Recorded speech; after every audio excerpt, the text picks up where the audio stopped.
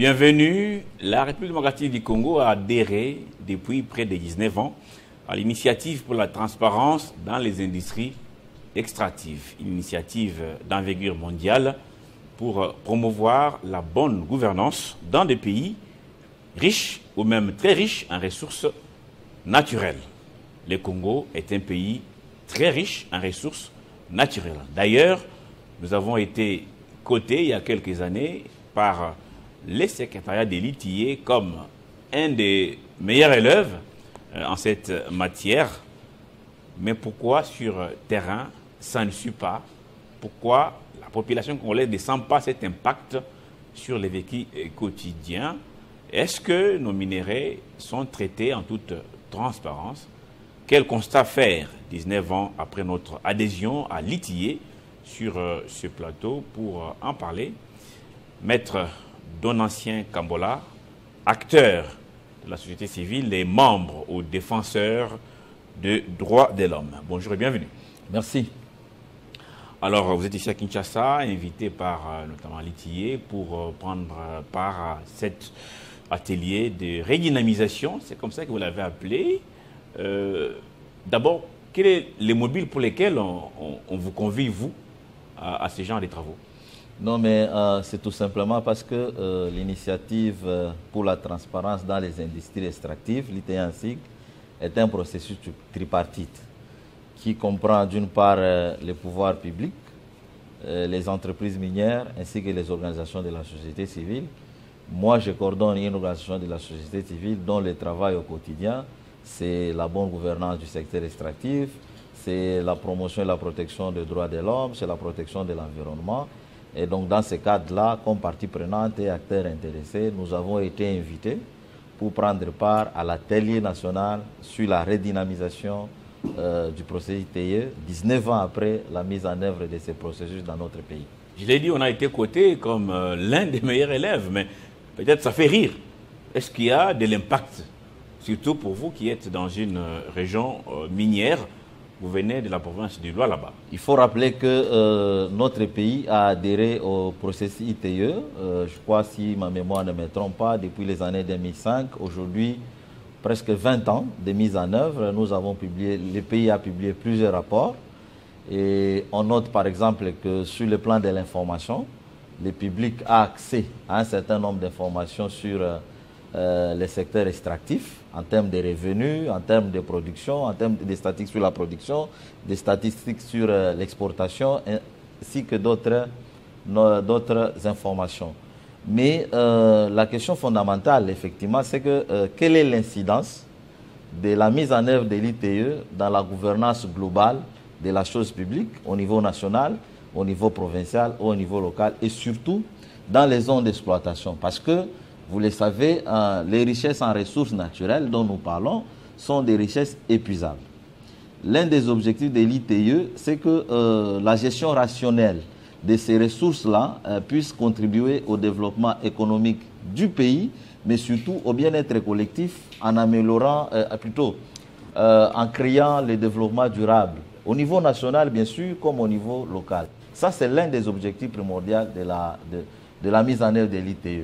Oui, le citoyen congolais a le droit de se poser la question si, quels que soient les scores obtenus lors des validations, et que localement, on sent vraiment que les richesses naturelles, le gaz, le pétrole, nos forêts, nos minéraux profitent effectivement au bien-être du citoyen congolais. Là, il y a vraiment, malheureusement, un contraste. Nous sommes un pays qui regorge, soi-disant, les réserves mondiale de plusieurs richesses naturelles, mais la pauvreté reste grandissante dans les milieux d'exploitation. Et même au niveau du pays, quand je prends la capitale Kinshasa, la pauvreté, elle est visible, ne serait-ce que sur le plan des infrastructures. Nous n'avons pas de bonnes routes, ne serait-ce que sur le plan d'accès à l'énergie. Vous verrez que moins de 9% de la population congolaise a accès à l'énergie, et même celle qui a accès à l'énergie n'a pas accès à l'énergie électrique permanente et de bonne qualité. Mais quand nous allons dans d'autres domaines, par exemple l'éducation, vous avez vu que ça fait autant d'années, chaque fois que c'est la reprise, plutôt oui, c'est le début de l'année scolaire, vous voyez les enseignants en train de gréver. Tous ces autres indicateurs de la pauvreté croissante dans notre pays nous pousse effectivement à poser la question à nos dirigeants, quel que soit le régime, est-ce que nos minéraux nous profitent et quelle est l'incidence? Oui, l'ITIE, c'est une opportunité pour nous parce que ça permet d'avoir un certain prestige au niveau international, mais surtout de montrer que nous sommes un pays fréquentable. Est-ce qu'on va se contenter des rapports ou on va se contenter de scores obtenus, ou le plus important, c'est d'améliorer notre gouvernance pour impulser un développement et le bien-être collectif. Et là-dessus, comme je le disais, malheureusement, il y a un contraste. Et nous pensons qu'il est important aujourd'hui d'attirer la sonnette d'alarme.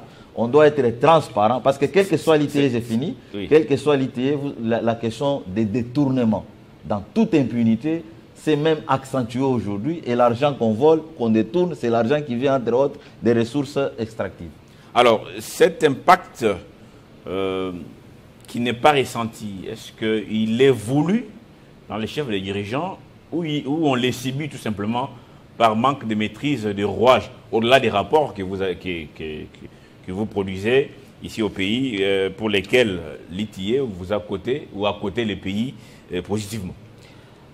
Monsieur le journaliste, est-ce que la pauvreté qui s'accroît dans les milieux, dans les zones d'exploitation et à travers les pays en général est voulue? Quelle est la cause? La première responsabilité revient à nos dirigeants. Rappelez-vous que j'ai toujours dit, nous avons, nous, les dirigeants, parmi les mieux payés au monde. Nous avons, les mieux payés. Parmi les mieux payés au monde. Nous avons une classe dirigeante qui est assez bien payée. Et je considère, mais en termes de résultats, en termes de performance, vis-à-vis des problèmes des communautés, il y a un grand écart. Donc la première responsabilité revient aux gouvernants. Il ne suffit pas de publier des rapports ITIE, mais il faut aller au-delà, notamment, je disais, dans la gouvernance générale ou globale de notre société.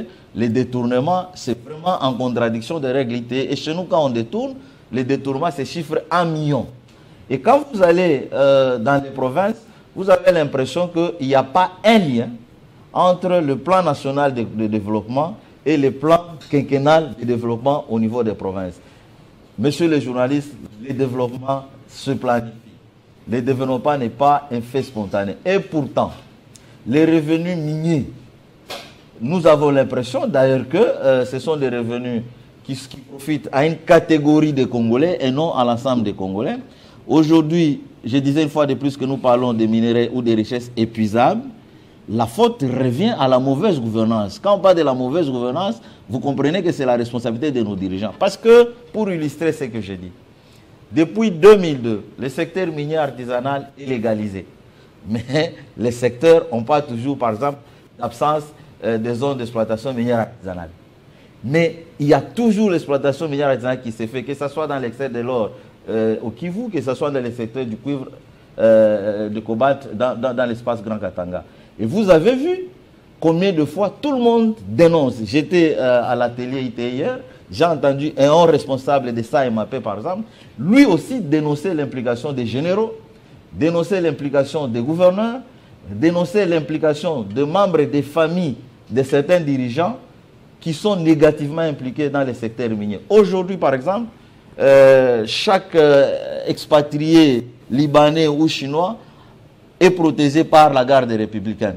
Et je voudrais dire que chacun a un parapluie ici à Kinshasa. Et c'est le désordre. Du coup, l'exploitation minière artisanale, quoique étant un moyen de substance pour un millier de Congolais, mais reste un secteur très désorganisé. Alors, mais finalement, c'est de l'exploitation de l'homme parlant, c'est de la mafia organisée. Tout à fait.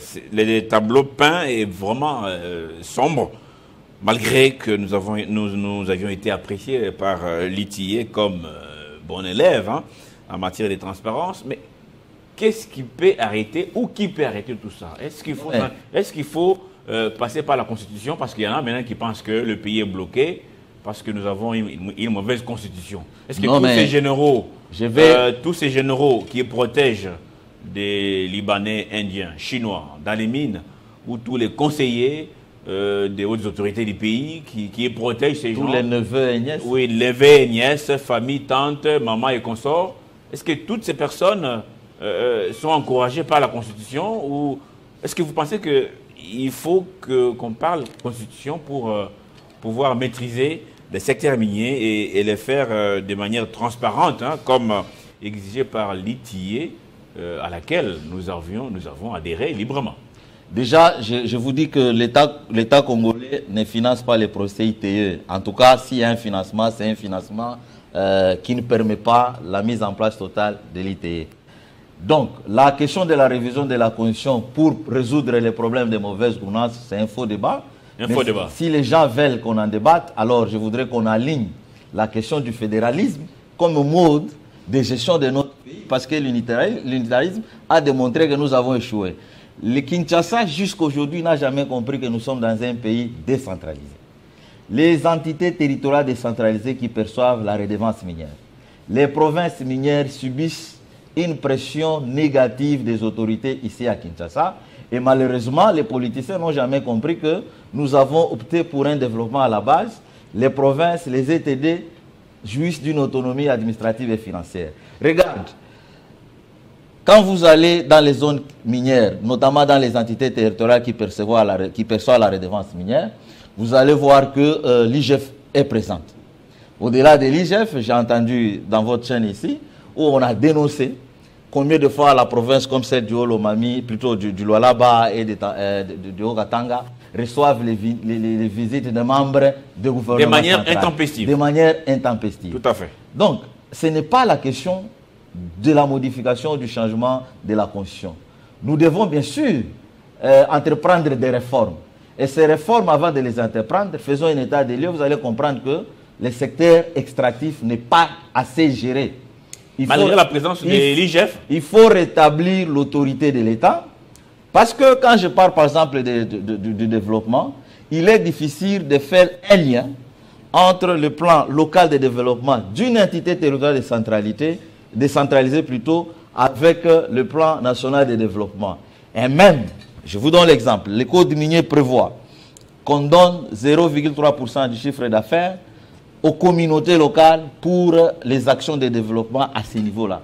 Mais vous comprenez que on s'est arrangé à Kinshasa que cet argent-là, les dotations soient gérées par le ministère national des Mines et des Affaires sociales. Et du coup, dans cet argent, il y a un grand pourcentage qui est ponctué pour le fonctionnement des gens ici à Kinshasa.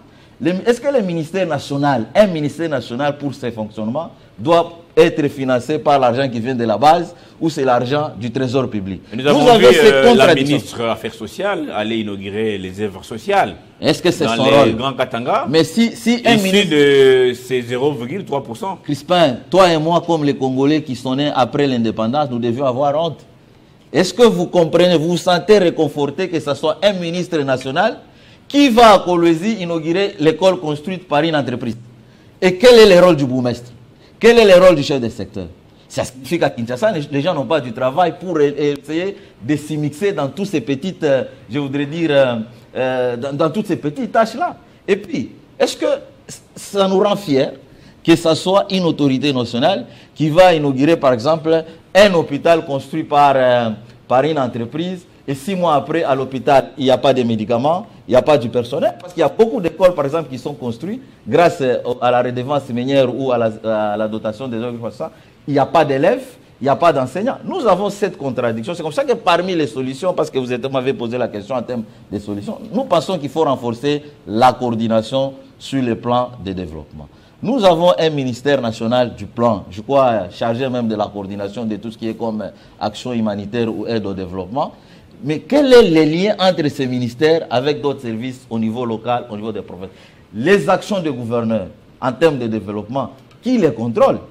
C'est comme ça que je pense pour ma part que, quel que soit 19 ans de mise en œuvre de l'ITE, en termes de transparence, en termes de redevabilité, il y a beaucoup de défis. Et parmi les défis, j'ai tenté de vous parler du manque de planification de nos développements. J'ai tenté de vous parler du fait que l'ITE semble être un organe isolé des autres services de l'État. Déjà, quand vous prenez la question des statistiques, par exemple, de production et d'exportation, il y a un grand écart souvent entre les déclarations faites par les entreprises à l'ITE et celles qui sont faites devant d'autres services, et surtout les déclarations faites à l'étranger, par exemple sur la place boursière ou dans d'autres milieux. Souvent, ce qui est fait, les déclarations faites à l'ITE, avec les déclarations faites par exemple dans les services de division de mines, vous avez les écarts non justifiés. Il y a même des entreprises qui sont dans les périmètres de l'ITE, qui ne déclarent pas à l'ITE. Et les services de l'État ne prennent pas de mesures de sanctions contre ces entreprises. Vous vous rappelez, il y a une année, le chef de l'État avait chargé les conseils des ministres de faire le suivi des signatures des cahiers des charges par les entreprises minières.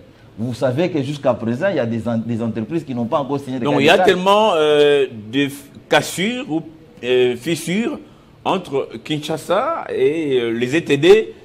Donc, la coordination pose un sérieux problème. Je me refuse de considérer ou de reprendre ce que beaucoup pensent que la capitale, il y a trop de distractions en capitale, où les gens qui quittent la capitale vers les provinces vont beaucoup plus pour leur enrichissement. Je refuse de dire et de considérer ça. Mais tenez, nous avons des sérieux problèmes de coordination, des sérieux problèmes de suivi et même d'évaluation. Parce qu'aujourd'hui, nous sommes dans un contexte de la transition énergétique. On dit que nous, les Congo, nous avons beaucoup de substances minérales. Je voudrais parler des richesses critiques pour soutenir cette transition énergétique. Mais quelle est la vision de l'État congolais? Quelqu'un m'a dit, nous avons une vision, on n'a pas nécessairement de la couler sous forme d'un document. Mais si vous ne coulez pas votre vision sous forme de document, comment elle va être partagée? Quels sont les indicateurs? Comment vous allez faire le suivi? Comment ne serait-ce que vous allez vulgariser? Parce que toutes les parties prenantes ont besoin de s'approprier cette vision-là. Nous avons un déficit en termes d'objectifs. Quels sont nos objectifs? Le cobalt aujourd'hui, sur le plan artisanal, à Kolwezi dans les Lualaba, on dit on ne l'achète pas. Et on considère le cobalt comme un sous-produit du cuivre. Et sur le plan du marché international, le cobalt, le prix a sérieusement chuté. Mais quand vous prenez notre loi, c'est le cobalt qui est un minerai stratégique et en termes de redevance minière, le taux du cobalt dépasse celui du cuivre. Mais sur terrain, tout le monde achète le cuivre à bas prix. Et qui fixe les prix, surtout dans l'artisanat minier? C'est celui qui achète. Et quand vous allez dans l'artisanat minier, comme je le disais, chaque comptoir d'achat, chaque acteur chinois, libanais, indien et qui que ce soit, a un parapluie politique qui se retrouve ici à Kinshasa. Du coup, c'est même curieux de voir la présence des généraux, des officiers militaires dans le secteur minier artisanal.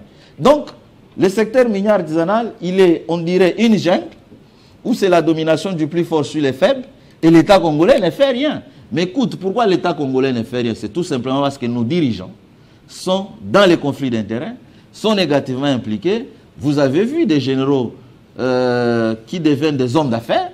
Où est-ce qu'ils gagnent l'argent? Ce n'est pas leur solde. Alors, quel est dans tout ça le rôle, par exemple, des autorités provinciales?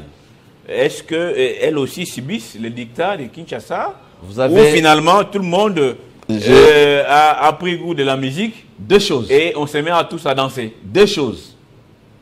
Je prends l'illustration de la province du Nord Kivu, si je ne me trompe pas. Le nouveau gouverneur a pris des mesures pour me remettre de l'ordre dans l'artisanat minier. Et 2 jours après, on dit qu'il a reçu la pression de Kinshasa et la mesure a été levée. On a vu certains membres des familles des dirigeants accompagner les sujets libanais, plutôt les sujets chinois, comme des acteurs en train de reprendre l'exploitation. Et aujourd'hui, les débats restent ouverts. Vous avez la province comme la province du Lualaba. Je suis désolé de le dire. Les autorités, dans la plupart des cas, sont négativement impliquées dans les secteurs. Parce que posez la question. Quelle est la province qui a déjà défini sa vision minière? Parce que le code minier, si je ne me trompe pas, l'article 11, littéra A, on peut me corriger, oblige le gouverneur à présenter la vision minière de la province à l'Assemblée provinciale. Je suis dans la province du Lualaba. Ça fait 2 gouvernements qui se sont succédés. Je n'ai pas encore lu la vision provinciale, la vision minière de la province du Lualaba. Quand vous allez au Lualaba, par exemple, vous allez trouver que l'artisanat minier se réalise dans les zones résidentielles. Dans ces zones résidentielles, il y a tous les services de l'État, y compris les services de la province. L'exploitation minière, sous forme d'une cueillette, dans les remblais des régions miniers, femmes et enfants à main nue touchent les substances minérales, mais à côté, vous avez les dépôts ou les comptoirs d'achat des minéraux. Qui crée, qui autorise l'installation de ces dépôts? C'est l'autorité provinciale. Et puis, on va vous dire, nous avons augmenté les recettes dans l'exploitation minière artisanale. Mais quelle est la nomenclature de ces recettes-là, de ces taxes d'impôts? Donc, pour répondre à votre question, nous avons des dirigeants qui, au lieu de travailler pour faire améliorer et avancer les choses, c'est ça l'incidence de l'ITE, malheureusement, les gens sont négativement impliqués parce que vous avez les coopératives qui sont gérées par leurs proches, si pas politiques, leurs proches familiales carrément. Et il suffit d'aller sur le terrain, on va vous dire que telle coopérative est liée à tel ministre provincial, à tel député, à tel général, à tel gouverneur, à tel cousin du chef de l'État. Et bref, vous vous rappelez un jour, j'ai dit, nous avons même finalement des expatriés gardés par la garde républicaine, comme si au sein de la famille présidentielle, il y avait des étrangers.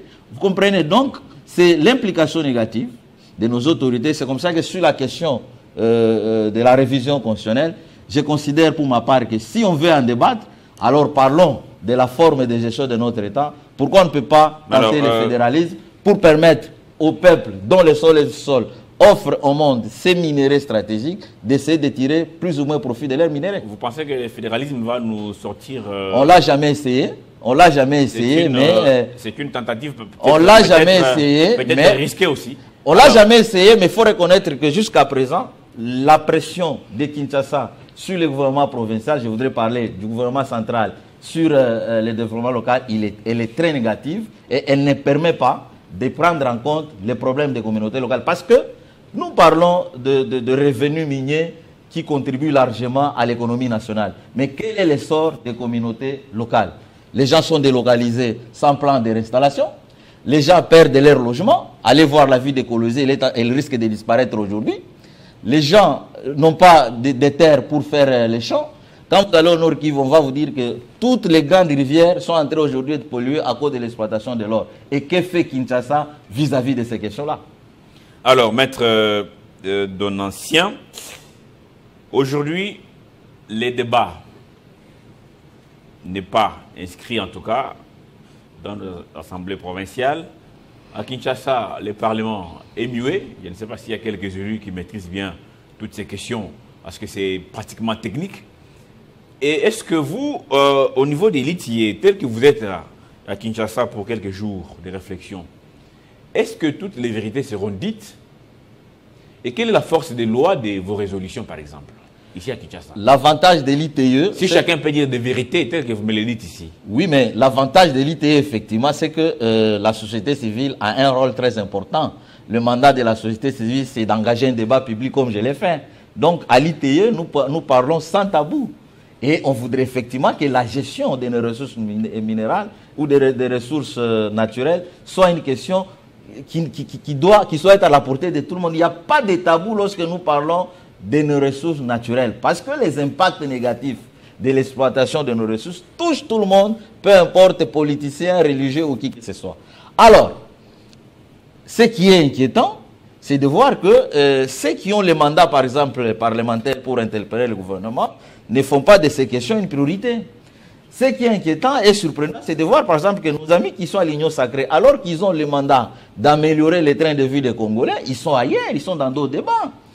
C'est de voir, par exemple, que les assemblées provinciales, dans les zones comme les nôtres, où les gens vivent, notamment grâce à l'exploitation minière artisanale, eux-mêmes, l'Assemblée provinciale en 2023 a fait un rapport, a fait une enquête sur la situation de l'artisanat minier. On a compris, et j'ai fait un rapport d'enquête, on a démontré d'abord qu'il y avait un désordre, qu'il y avait une infime partie des Congolais sous le parapluie de Kinshasa qui profitaient du secteur minier artisanal, alors que ça reste une source de revenus pour plus de 200 000 Congolais. Et quand vous arrivez dans ces zones, les gens viennent de partout à travers les pays. Et je suppose que si on réussit à organiser le secteur minier artisanal, le gouvernement peut ne pas totalement s'engager sur les questions de développement parce que les gens vont se débrouiller, ça va réduire tant soit peu la pauvreté parce que les gens auront des revenus. Mais vous allez voir que ce secteur-là, le chef de l'État a inauguré les centres de négoce à Kolwezi. Mais ce centre de négoce-là, il n'est pas opérationnel. Et pourquoi il n'est pas opérationnel? Pourquoi il n'est pas opérationnel? Parce qu'on n'a jamais bien analysé la question. Au même moment, on inaugure les centres de négoce à Moussompo. Au même moment, il y a des dépôts partout à Kolwezi. Et je vous informe qu'un dépôt ou un comptoir, pour qu'il s'installe quelque part, l'autorité provinciale doit autoriser. Au même moment, les gens sont en train de créer des dépôts partout à travers le Lualaba, même dans les zones où il n'y a pas l'exploitation minière artisanale. Allez sur la nationale numéro 39, dans la zone des TFM, vous allez voir qu'il y a des dépôts. On est en train de voir certains opérateurs économiques prendre même possession des sites de concessions minières industrielles. Vous avez le cas de Comidé, vous avez le cas de Boss Mining, où vous avez toute une famille qui vient s'installer, alors que vous êtes dans une concession protégée par les titres miniers. Ces minerais qui proviennent de là ne sont pas vendus au centre de négoce. Ce qui sort là-bas va directement soit aux entités de traitement, soit expatriés. Ça, c'est un manque à gagner dans la chaîne d'approvisionnement. C'est comme ça que je considère pour ma part que oui, nous devons débattre de ces questions-là, mais au-delà du débat, ce n'est pas à la société civile de prendre des mesures de changement. C'est à l'État congolais d'améliorer la gouvernance. Et quand je dis l'État congolais, ce n'est pas le chef de l'État à lui seul. Ce n'est pas la Première ministre elle seule. C'est tous les services de l'État concernés. Je ne sais pas si vous avez suivi l'actualité.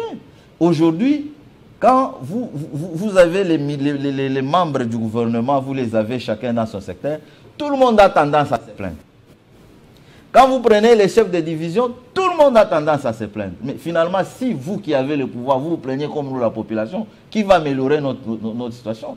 J'ai entendu, comme je vous disais, un grand responsable lors de la réunion, parce que c'est à l'ITE, on s'est dit la vérité, mais j'étais curieux, négativement surpris d'avoir un directeur général d'un organisme de l'État dénoncer la présence des gouverneurs, des généraux dans l'artisanat minier, alors que c'est lui le patron du secteur minier qui doit en réalité assurer que les personnes non éligibles au secteur... Donc il est aussi sous pression. Tout le monde dit qu'il est sous pression. Tout le monde. Mais la pression, finalement cette pression, parce que les gouverneurs de province se plaignent, même les élus aussi se plaignent, parce qu'il faut écouter les députés nationaux, lorsqu'il faut évoquer une question, telle ou telle autre question, c'est trop réservé, on ne sait pas dire la vérité, nous sommes une famille politique. On dirait que finalement, tout le monde a des mains liées, hein, maître Donatien. Aujourd'hui, je repose ma question. Est-ce que les résolutions de votre atelier, ces assises de l'ITIE à Kinshasa, vont aboutir à quoi? Les assises ou les réflexions pour la redynamisation de l'ITIE visent effectivement qu'on puisse mettre à la table tous ces antivaleurs qui caractérisent le secteur minier. Est-ce dans l'hypocrisie ou dans la sincérité? Au moins à l'ITIE, nous disons la vérité, nous parlons sincèrement.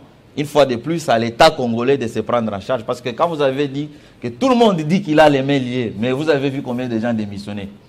Parce qu'il a les mains liées. Démissionner aussi? Non. Les gens sont... Il y a beaucoup de corruption dans les secteurs. Les gens sont dans les conflits d'intérêts. Il y a une forme d'enrichissement illicite. Pour preuve, vous avez fait allusion aux députés, vous avez fait allusion au gouverneur. Vous avez entendu quelqu'un démissionner parce que Kinshasa les met sous pression? Si Kinshasa met les gens sous les pressions, vous allez voir que les gouverneurs mettent aussi les ETD sous pression. Parce que les ETD vont vous dire que pour la réalisation des travaux, par exemple dans le cadre de cahier de charges, on vous impose un entrepreneur. Quand vous arrivez dans le Haut-Katanga, vous arrivez à Kolwezi, vous arrivez dans d'autres provinces, vous allez voir que les entrepreneurs sont les fils et les filles à tel. Maître, on va finir cette émission parce que le temps nous imparti est complètement terminé. Mais une question avant de nous quitter.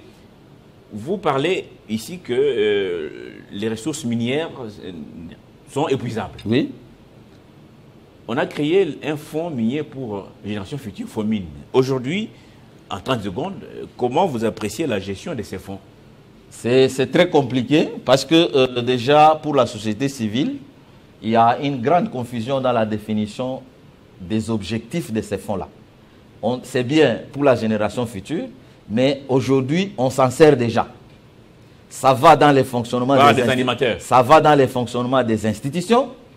Et quels sont les projets pour assurer et garantir à la génération future qu'elle va effectivement profiter de revenus aujourd'hui? Parce que dans 10 ans, dans 20 ans, dans 30 ans, imaginez, vous vous appelez les Lamiba. Ouais. À un moment, nous étions un pays fier d'avoir les diamants. Est-ce qu'aujourd'hui, nous sommes contents nous bénéficions encore des retombées du diamant. Non, ça va arriver avec le cobalt, ça va arriver avec le bois. Donc, sur l'après-mine, nous pensons que l'État congolais n'a pas de vision, l'État congolais n'est pas clair. S'il y a des visions, ça se retrouve dans le couloir, dans l'action de l'État congolais, que ce soit au niveau national, au niveau provincial comme au niveau local. On ne sent pas qu'il y a une vision pour préparer l'après-midi, à part les discours. Déjà, quand tu arrives dans une province comme le Lualaba, on dit qu'on va faire de l'agriculture et du tourisme un secteur gagnant après-mine, mais quelle est la politique gouvernementale en matière de l'agriculture? Si on exploite les mines partout, quel est le plan de la province sur le plan plutôt de la politique touristique de la province, à part les discours? C'est comme ça que nous, on est fatigués de ces discours. Nous avons besoin des actions, nous avons besoin de nous engager avec des indicateurs très clairs. Nous devons coordonner, planifier, évaluer et faire le suivi. Et à l'ITE, nous exigeons que la mise en œuvre de l'ITE puisse avoir comme incidence améliorer la gouvernance, définir nos priorités. Nous sommes dans un contexte de la transition énergétique. Il est important parce que sur le terrain, à cause de la transition énergétique, les populations subissent une forte pression. Merci beaucoup, Donnant Kambola, défenseur des droits de l'homme. Vous êtes ici à Kinshasa pour prendre part à l'atelier de l'initiative pour la transparence dans les industries extractives. Et merci en tout cas et bon séjour à Kinshasa. Je vous en prie. Merci à vous tous qui nous avez suivis, surtout vous qui êtes à Kolosi, chef-lieu de la province des Lualaba. Les prochains numéros de Gros Plan, c'est d'ici là. Portez-vous bien chez vous.